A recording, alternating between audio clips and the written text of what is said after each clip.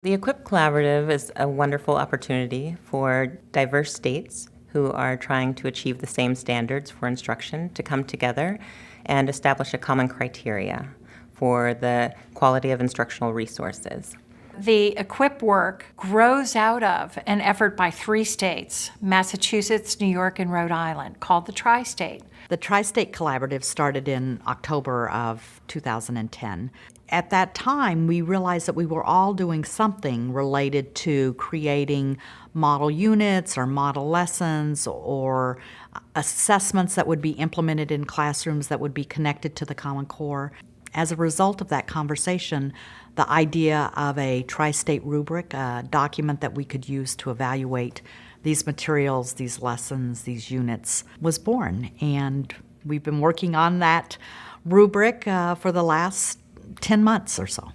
The rubric picks up, I think, the heartbeat of the standards. It's really meant to point out what makes this a Common Core lesson. What is different in the Common Core State Standards? What is it calling me to do as a teacher? This rubric allows teachers to understand, how can I be sure that materials that I'm picking up are actually aligned?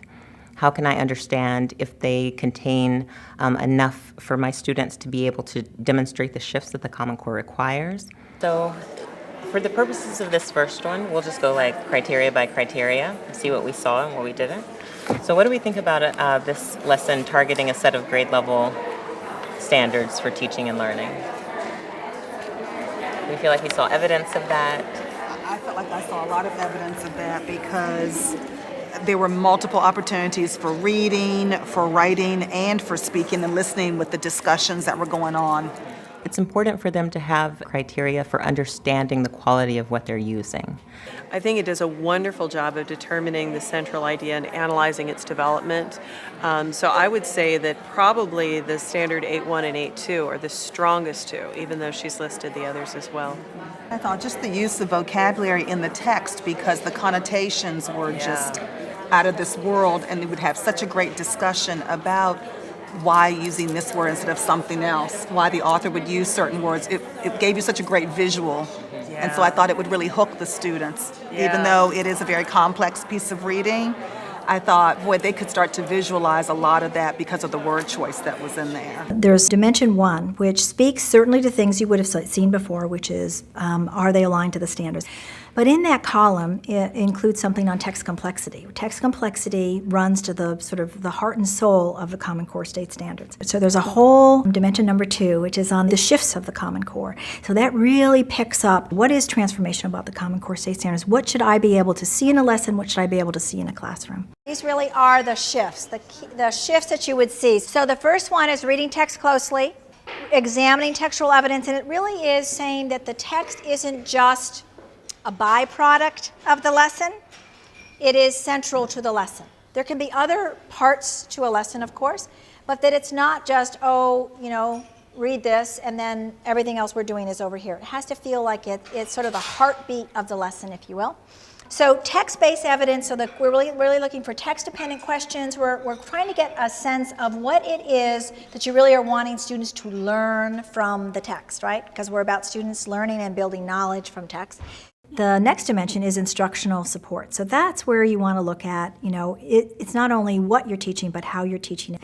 And then in any sort of lessons that we'd be looking at, we also want to look at assessment. So how do we actually know that what we've taught has worked and students have learned it? A better idea of how, what those probing questions would be. So what do you think they mean by rammed? What does faintly really mean here? What does that tell us about the situation? If we had a little bit better idea of that dialogue, then I think that's because, and this goes back to our conversation also about the complexity of this text and the qualitative complexity of the text, which is all about the way that the language is assembled. That's where I see the real richness here. So that when kids are having discussion, what they're really going to be talking about are the words and what they mean, the picture that it helps them to paint, and that would get right at this academic vocabulary. That's so interesting. And I like your idea that language could be part of this, because looking at this, the fragments, the intentional run-ons, the use of dashes, the syntax here is very unusual, and it would be a good way to introduce kids to some of those structures. we're going to move ahead to Dimension 3, which is where everybody wants to go anyway. And just like we've done on the other 2 dimensions, we're going to take some time to check the criteria alone and then come back to discuss. The impact of the EQuIP instrument on the development of instructional materials nationwide will be profound because it will actually ask for those materials to be of high quality.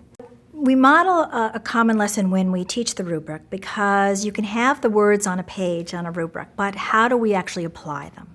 In the process, to me, as an administrator, and even as a teacher sitting in this group, is that for the first time, we really have put educators front and center. This process allows us as educators to make decisions, to be designers, masters of our own craft. So today's, benefit was being able to go in, look at the rubric, and be able to start judging to see how to teach it, back in the state. We're already seeing some great changes across schools, and in New York City, lots of principals and networks have freedom to choose their own instructional materials. But what we're really seeing is that this criteria is helping people think commonly across the city about what quality instructional resources look like. The rubric allows for us to take a look at curriculum and take a look at some of those instructional moves and make sure that we're giving our students the best shot at learning and demonstrating their knowledge of the standards. Teachers want to do the very best, and to be able to give them a rubric so they can start creating lessons will be a benefit for all.